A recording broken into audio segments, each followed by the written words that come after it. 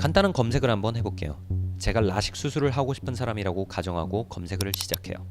가격을 알고 싶겠죠? 네이버에 들어가서 검색을 했어요. 라식 수술 가격. 파워링크나 파워 컨텐츠를 제외하곤 일단 가장 위쪽에 보이는 결과는 네이버 블로그로 연결되는 몇 가지 링크입니다. 이 블로그에 들어가 볼게요. 이 특정한 병원의 장점이나 시스템에 대해서는 알 수 있겠지만 어디서도 가격에 대한 직접적인 정보를 알 수는 없고 광고성이 짙어 보여서 조금 거부감이 들기도 해요. 조금 더 보기 쉽게 가격 비교를 해놓거나 정리해놓은 페이지나 웹사이트가 있을까 해서 검색어를 바꿔볼게요. 라식 수술 가격 비교. 조금 더 구체적인 검색으로 들어가자마자 가장 위에 뜨는 것은 지식인 링크들이에요. 어찌됐든 들어가 봅니다. 질문에는 정확한 답변도 하지 않은 애매모호한 답변만 있어요. 밑으로 스크롤을 내리다 보니 웹사이트 중에서 라식 수술 가격 비교라는 링크가 있네요. 도메인 주소가 좀 수상쩍어 보이긴 하지만 일단 들어가 볼게요. 오늘의 행운 운세라는 사이트로 들어왔네요. 위에는 역시 광고가 몇 개 있고 어디서도 대답을 속 시원하게 해주는 링크는 없습니다.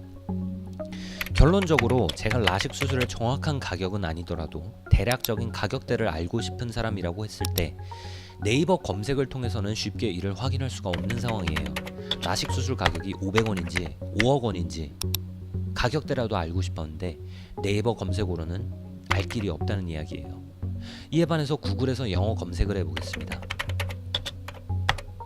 가장 상단에 평균 가격이 나와 있습니다. 얻고 싶은 정보를 바로 얻었어요.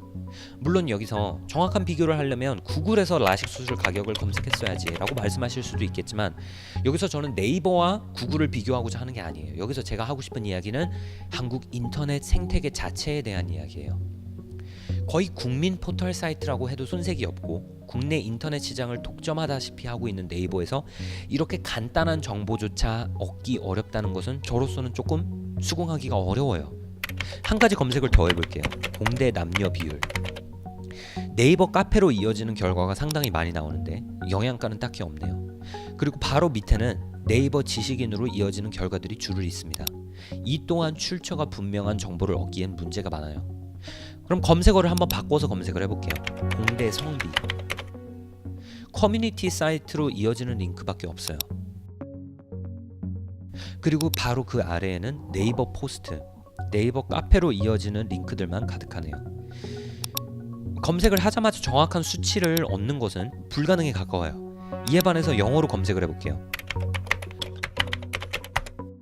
바로 수치 정보를 얻을 수가 있어요. 위키피디아가 사용자들이 편집할 수 있는 온라인 백과 사이트라 하더라도 출처를 확인할 수가 있기 때문에 어느 정도 신빙성이 있는 자료들이라고 할 수 있어요. 동의하시지 못하는 분들도 계시겠지만 한국 인터넷이 이렇게 관련성이 높은 검색 결과를 제공해주지 못하는 데 있어서 저는 네이버의 역할이 컸다고 봅니다. 네이버는 수익 구조 자체가 인터넷 사용자들의 체류 시간을 늘리고 그에 따라서 광고주들을 검색 키워드에 맞춰 모집함으로써 얻는 수익 구조라고 보시면 됩니다. 근데 문제는 배타성이에요. 네이버는 사용자들이 네이버가 아닌 다른 웹사이트로 넘어가는 것을 의도적으로 막는다고 볼 정도로 검색 결과에서 다른 웹사이트가 반영이 되지 않고 있습니다. 미국에서 온라인으로 배달 음식을 주문하려고 한다고 가정하고 검색을 해볼게요. 바로 상단에 온라인 배달 음식 시장에서 점유율이 높은 사이트가 뜹니다. 이에 반해서 네이버에서 검색을 해보겠습니다. 온라인 배달 음식. 물론 피자헛이 뜨기는 하지만 전 피자헛이 먹고 싶은 게 아니에요. 그리고 구체적인 음식 배달 플랫폼 사이트로 이어지는 링크는 없습니다. 파워링크나 비즈 사이트에서는 여러 가지 사이트를 볼 수 있긴 있지만 검색 결과 자체에서 노출되는 사이트는 없어요. 예를 들어서 사용자들이 꽤 많이 쓰는 배달의 민족 사이트로 넘어가려고 한다면 직접적으로 배달의 민족을 검색하지 않고서는 배달의 민족 웹페이지로 넘어갈 수 있는 기회가 없습니다. 다른 웹사이트의 입장에서 볼 때도 네이버에서 사용자들의 유입을 늘리려면 어쩔 수 없이 네이버 광고를 써야만 하는 상황이라고 볼 수 있습니다. 이번에는 다른 예를 들어볼게요. 구글에서 시카고 직업으로 검색을 해보겠습니다. 검색 결과에는 여러 가지 직업들을 구체적으로 검색하고 살펴볼 수 있는 여러 가지 플랫폼 사이트가 나옵니다. 네이버에서 비슷하게 검색을 해보겠습니다. 서울 구직. 일단 상단의 광고 링크를 제외하고는 잡코리아나 사람인, 알바모는 보이지도 않습니다. 더 황당한 것은 구직 사이트로 검색을 한다고 하더라도 광고료를 내는 파워링크 부분만 제외하면 잡코리아 같은 사이트는 나오지도 않습니다. 이쯤 되면 사실 의도적으로 이런 웹사이트를 검색 결과에 반영하지 않는다고 봐도 무방해요. 이번엔 비행기표를 산다고 가정해 볼게요. 구글에서 일단 검색을 해봅니다. 두 경우 모두 비행기표를 효율적으로 비교할 수 있는 몇 가지 사이트로 연결을 시켜줍니다. 이번엔 네이버에서 해보겠습니다. 비행기표 값 비교. 일단 광고를 제외하고는 가장 먼저 네이버 항공권이 눈에 띕니다. 밑에 웹사이트 쪽으로 간다고 하더라도 여러 가지 옵션이 보이지 않습니다.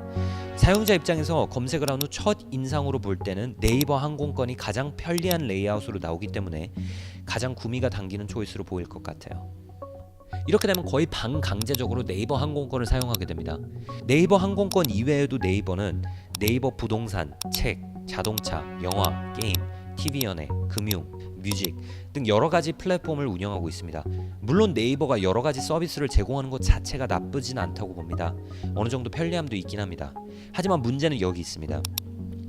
네이버는 효율적인 검색 엔진을 만들 수 있는 기술력이 부족하거나 사실상 사용자에게 관련도가 높은 정보를 제공해주는 데에 관심이 없거나 아니면 의도적으로 이거를 막는다고 볼 수 있겠죠. 이 두 가지 케이스 중 하나입니다. 사용자에게 결정을 내릴 수 있는 여지를 주지 않고 검색 결과를 네이버 자체에서만 머물게 만든 데에 초점을 두고 있고 점점 인터넷을 독식할 수 있는 방안만을 모색하는 것으로밖에 보이지 않는다는 게 문제입니다.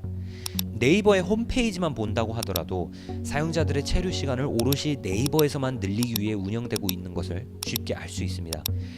이렇게 베타성을 기반으로 한 사이트가 인터넷을 점유하고 있는 한국 인터넷에서는 인터넷 사용자들에게 양질의 정보를 제공하는 사이트를 만든다고 하더라도 결국에는 이미 점유율이 높은 네이버가 진을 치고 지키고 있기 때문에 진입 장벽 자체가 너무 높아진다는 말이죠. 그리고 그에 따른 보상도 시원찮습니다. 네이버가 본격적으로 인터넷 시장 점유율을 높이던 2000년부터 양질의 검색 결과로 승부하기보다는 네이버 카페나 지식인 같은 부속 사이트를 만들어서 사용자들의 체류 시간을 늘리는 데에 중점을 뒀습니다. 저는 네이버가 유지하고 있는 체제가 효과적인 웹사이트나 크리에이터가 그에 따른 보상을 받는 시스템이 아니라 점유율을 이용해서 이윤을 쥐어 짜내려고 하는 거로밖에 보이지 않아요. 항공권 검색을 하면 자체 사이트로 유도를 하고 서울 구직을 검색하더라도 활용할 수 있는 사이트가 나오지 않고 라식 수술 가격을 검색하더라도 구체적인 수치 한마디가 나오지 않으면서 여전히 한국 인터넷을 독식하고 있는 사이트가 전 그렇게 달갑지는 않습니다.